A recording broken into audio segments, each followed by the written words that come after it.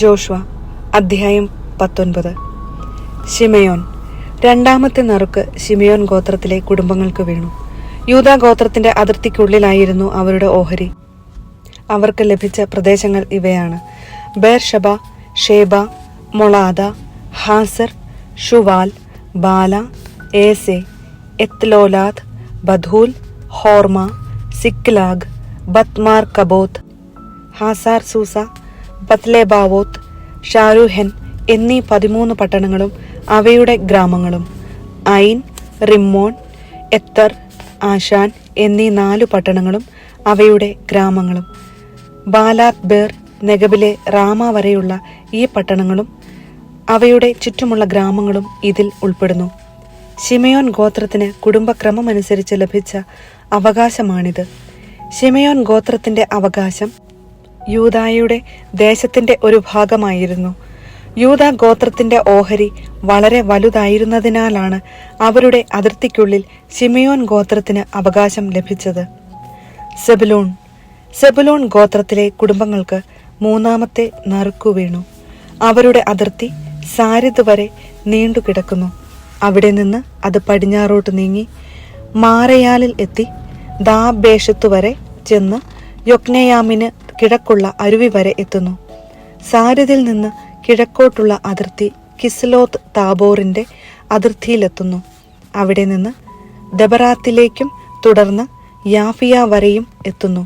അവിടെ നിന്ന് കിഴക്കോട്ട് പോയി ഗത്ത് ഹെഫറിലും എത്കാസീനിലും എത്തി റിമ്മോണിലൂടെ നേയായുടെ നേരെ തിരിയുന്നു. വീണ്ടും വടക്ക് ഹന്നാത്തോനിലേക്ക് തിരിഞ്ഞ് ഇഫ്താഫേൽ താഴ്വരയിൽ അവസാനിക്കുന്നു. കത്താത്ത്, നഹലാൽ, ഷിംറോൻ, യിദാല, ബെത്ലഹേം എന്നിവ ഉൾപ്പെടെ ആകെ 12 പട്ടണങ്ങളും അവയുടെ ഗ്രാമങ്ങളും ഉണ്ടായിരുന്നു. ഈ പട്ടണങ്ങളും അവയുടെ ഗ്രാമങ്ങളുമാണ് സെബുലൂൺ ഗോത്രത്തിന് കുടുംബക്രമമനുസരിച്ച് അവകാശമായി ലഭിച്ചത്. ഇസാക്കർ. ഇസാക്കർ ഗോത്രത്തിലെ കുടുംബങ്ങൾക്ക് 4ാമത്തെ നറുക്കു വീണു.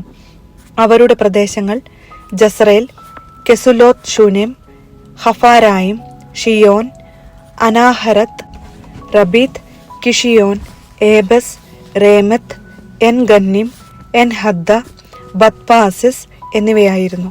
ഇതിന്റെ അതിർത്തി താബോർ, ഷാഹസുമ, ബത്ഷമെഷ് എന്നിവിടങ്ങളിൽ എത്തി ജോർദാനിൽ അവസാനിക്കുന്നു. അങ്ങനെ 16 പട്ടണങ്ങളും അവയുടെ ഗ്രാമങ്ങളും ഉണ്ടായിരുന്നു. ഇസാക്കർ ഗോത്രത്തിന് കുടുംബക്രമമനുസരിച്ച് പട്ടണങ്ങളോടും ഗ്രാമങ്ങളോടും കൂടി ലഭിച്ച അവകാശമാണിത്. ആഷേർ. ആഷേർ ഗോത്രത്തിലെ കുടുംബങ്ങൾക്ക് 5ാമത്തെ നറുക്കു വീണു. അവരുടെ ദേശം താഴെ പറയുന്നവയാണ്: ഹെൽക്കത്ത്, ഹലി, ബഥേൻ, അക്ഷാഫ്, അല്ലാം മെലക്, അമാദ്, മിഷാൽ. അതിർത്തി പടിഞ്ഞാറ് കാർമലും ഷീഹോർ ലിബ്നത്തും സ്പർശിക്കുന്നു. അത് കിഴക്കോട്ട് ബത്താഗോനിലേക്ക് പോയി നെയ്യേലിനും ബത്ത് എമെക്കിനും വടക്ക് യിപ്താഹേൽ താഴ്വരയും സെബുലൂണും സ്പർശിക്കുന്നു.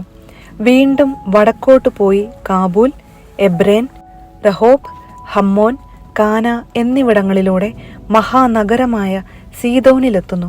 പിന്നീട് അത് റാമായിൽ കോട്ടകളാൽ ചുറ്റപ്പെട്ട ടൈർ പട്ടണത്തിലെത്തി ഹോസായിലേക്ക് തിരിഞ്ഞ് കടൽ വരെ എത്തുന്നു. മഹ്ലാബ്, അക്സീബ്, ഉമ്മ, അഫേക്ക്, റഹോബ് ഇവയുൾപ്പെടെ 22 പട്ടണങ്ങളും അവയുടെ ഗ്രാമങ്ങളും അവർക്കുണ്ടായിരുന്നു. ആഷേർ ഗോത്രത്തിന് കുടുംബക്രമമനുസരിച്ച് പട്ടണങ്ങളോടും ഗ്രാമങ്ങളോടും കൂടി ലഭിച്ച അവകാശമാണിത്. നഫ്താലി. നഫ്താലി ഗോത്രത്തിലെ കുടുംബങ്ങൾക്ക് 6ാമത്തെ നറുക്കു വീണു. അവരുടെ അതിർത്തി ഹേലഫിൽ സനാമിനിലെ ഓക്കുവൃക്ഷങ്ങളുടെ ഇടയിൽ നിന്ന് തുടങ്ങി അദാമിനെ കബ്, യബ്നേൽ എന്നിവിടങ്ങളിലൂടെ ലാക്കും കടന്ന് ജോർദാനിൽ എത്തുന്നു. അവിടെ നിന്ന് പശ്ചിമഭാഗത്തുള്ള അസ്നോത്ത് തബോറിലേക്ക് തിരിഞ്ഞ് ഹുക്കോക്കിലെത്തി തെക്ക് സെബുലൂണിനെയും പടിഞ്ഞാറ് ആഷേറിനെയും കിഴക്ക് ജോർദാന് സമീപം യൂദായെയും തൊട്ടുകിടക്കുന്നു. കോട്ടയുള്ള പട്ടണങ്ങൾ സിദ്ദിം, സേർ, ഹമ്മത്ത, റാക്കത്ത്, കിന്നരോത്ത്, ദമ, റാമ, ഹസോർ, കേദഷ്, എദ്രയി, എൻഹാസോർ, ഈറോൻ, മിഗ്ദലേൽ, ഹോരം, ബത്ത് അനാത്ത്, ബത്ത് ഷെമെഷ് എന്നിവയാണ്. അങ്ങനെ ആകെ 19 പട്ടണങ്ങളും അവയുടെ ഗ്രാമങ്ങളും. നഫ്താലി ഗോത്രത്തിന് കുടുംബക്രമമനുസരിച്ച് പട്ടണങ്ങളോടും അവയുടെ ഗ്രാമങ്ങളോടും കൂടി ലഭിച്ച അവകാശമാണിത്. ദാനിന്റെ ഗോത്രത്തിലെ കുടുംബങ്ങൾക്ക് 7-ാമത്തെ നറുക്കു വീണു. അവരുടെ അവകാശം താഴെ പറയുന്നതാണ്: സോറ, എഷ്താവോൽ, യീർഷമെഷ്, ഷാലാബിൻ, അയ്യാലോൻ, ഇത്ല, ഏലോൻ, തിമ്ന, എക്രോൺ, എൽതെക്കെ, ഗിബത്തോൻ, ബാലത്ത്, യേഹൂദ്, ബനേബറക്, ഗത്ത് റിമ്മോൻ, ജോപ്പായ്ക്ക് എതിർവശത്തു കിടക്കുന്ന പ്രദേശവും മേയാർക്കോൻ, റാക്കോൽ എന്നിവയും. തങ്ങളുടെ ദേശം നഷ്ടപ്പെട്ടപ്പോൾ ദാൻ ഗോത്രം ലേഷമിനെതിരെ യുദ്ധം ചെയ്തു. അത് പിടിച്ചടക്കി, അവരെ നശിപ്പിച്ച് അത് സ്വന്തമാക്കി അവിടെ വാസമുറപ്പിച്ചു. പൂർവ്വപിതാവായ ദാനിന്റെ ഓർമ്മ നിലനിർത്താൻ ലേഷമിന് ദാൻ എന്നു പേരിട്ടു. ദാൻ ഗോത്രത്തിന് കുടുംബക്രമമനുസരിച്ച് ഈ പട്ടണങ്ങളും അവയുടെ ഗ്രാമങ്ങളും അവകാശമായി ലഭിച്ചു.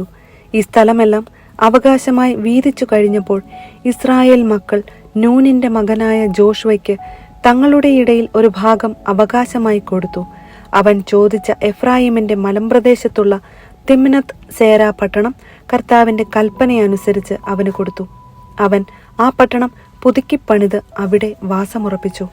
പുരോഹിതനായ എലയാസറും നൂനിന്റെ മകനായ ജോഷുവയും ഇസ്രായേൽ ജനത്തിന്റെ ഗോത്ര തലവന്മാരും ഷീലോയിൽ സമാഗമ കൂടാരത്തിന്റെ കവാടത്തിൽ കർത്താവിന്റെ മുൻപിൽ വെച്ച് വീതിച്ചു കൊടുത്ത അവകാശങ്ങളാണിവ. അങ്ങനെ അവർ ദേശവിഭജനം പൂർത്തിയാക്കി. ജോഷുവ അധ്യായം 20. അഭയനഗരങ്ങൾ.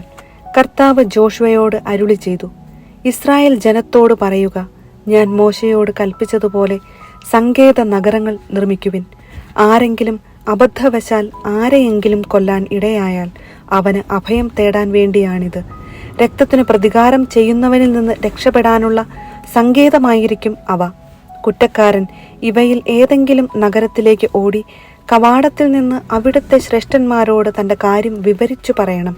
അപ്പോൾ അവർ അവന് വസിക്കാൻ പട്ടണത്തിൽ ഒരു സ്ഥലം നൽകണം. അവൻ അവരോടുകൂടെ വസിക്കട്ടെ. രക്തത്തിന് പ്രതികാരം ചെയ്യുന്നവൻ പിന്തുടർന്നു വന്നാൽ അവർ അഭയാർത്ഥിയെ അവന്റെ കൈകളിൽ ഏൽപ്പിക്കരുത്.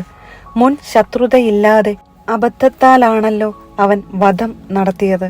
പ്രധാന പുരോഹിതൻ മരിക്കുന്നതുവരെയോ താൻ സമൂഹ സമക്ഷം വിധിക്കപ്പെടുന്നതുവരെയോ അവൻ ആ പട്ടണത്തിൽ താമസിക്കട്ടെ. അതിനുശേഷം അവൻ സ്വന്തം പട്ടണത്തിലേക്കും സ്വന്തം ഭവനത്തിലേക്കും തിരിച്ചു പോകട്ടെ.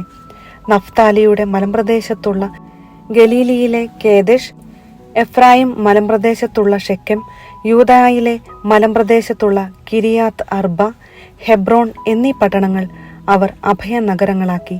ജെറീക്കോയ്ക്ക് കിഴക്ക് ജോർദാനും മറുകരയിൽ റൂബൻ ഗോത്രക്കാർക്ക് അവകാശമായി ലഭിച്ച സമതലത്തിലെ ബേസറും ഗാദ് ഗോത്രക്കാർക്ക് ലഭിച്ച ഗിലെയാദിലെ റാമോത്തും മനാസെ ഗോത്രത്തിന്റെ അവകാശമായ ബാഷാനിലെ ഗോലാനും അവർ തിരഞ്ഞെടുത്തു.